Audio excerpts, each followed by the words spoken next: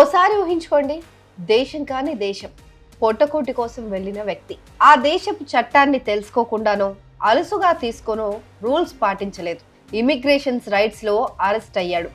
కానీ ఆ వ్యక్తి జీతంపైనే ఆధారపడి ఒక నిండు కుటుంబం ఉంది. అలాంటి సమయంలో ఆ కుటుంబం ఎలా బతుకుయిడుస్తుంది?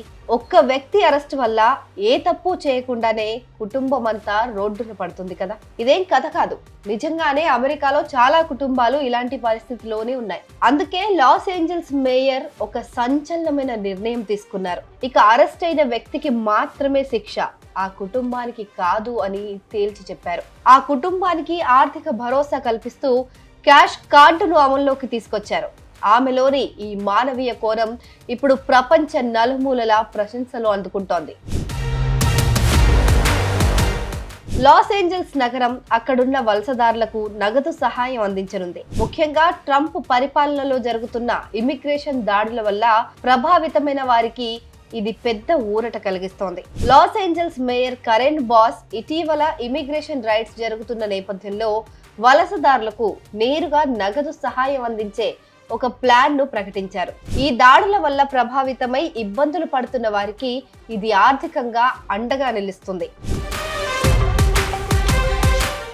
ఈ సహాయాన్ని క్యాష్ కార్డ్స్ రూపంలో అందిస్తారు. ఒక్కో కార్డులో కొన్ని వందల డాలర్లుంటాయని మేయర్ బాస్ తెలిపారు. సుమారు వారం రోజుల్లో ఈ కార్డులు అందుబాటులోకి వస్తాయని ఆమె వెల్లడించారు. అయితే ఈ డబ్బు ప్రభుత్వ ఖజానా నుంచి కాదు, కొన్ని ప్రైవేట్ స్వచ్ఛంద సంస్థల నుంచి వస్తుందని మేయర్ స్పష్టం చేశారు. ఇమిగ్రెంట్ రైట్ గ్రూపులైన coalition for human immigrant rights of Los Angeles వంటి సంస్థల ద్వారా ఈ కార్డులను పంపిణీ చేస్తారని ఆమె తెలిపారు.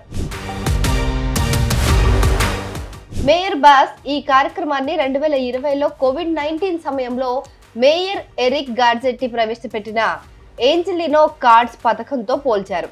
అప్పట్లో కూడా ఇలా ఆర్థికంగా ఇబ్బందులు పడిన వారికి ఇలాంటి కార్డుల ద్వారానే సాయం అందించారట.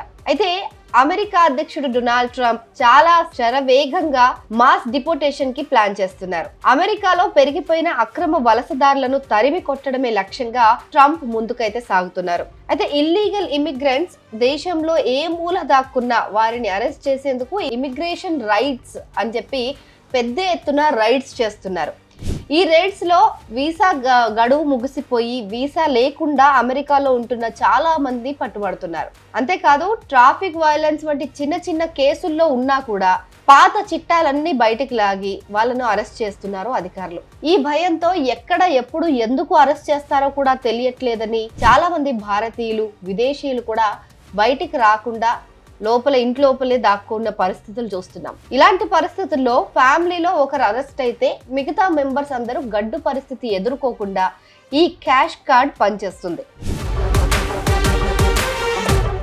అయితే ఈ నగదు సహాయం ప్రకటించడంతో పాటు మేయర్ కరెన్ బాస్ ఒక ఎగ్జిక్యూటివ్ ఆర్డర్ పైన కూడా సంతకం అయితే చేసేశారు. నగరంలో శాంక్చురీ పాలసీని అంటే శాంతియుత విధానాన్ని బలోపేతం చేయడానికి నగర ఉద్యోగులు ఇమిగ్రేషన్ ఎన్ఫోర్స్మెంట్స్ కు ఎలా సహకరించకూడదో స్పష్టమైన ప్రోటోకాల్స్ ను రూపొందించాలని ఈ ఆర్డర్ నిర్దేశిస్తుంది.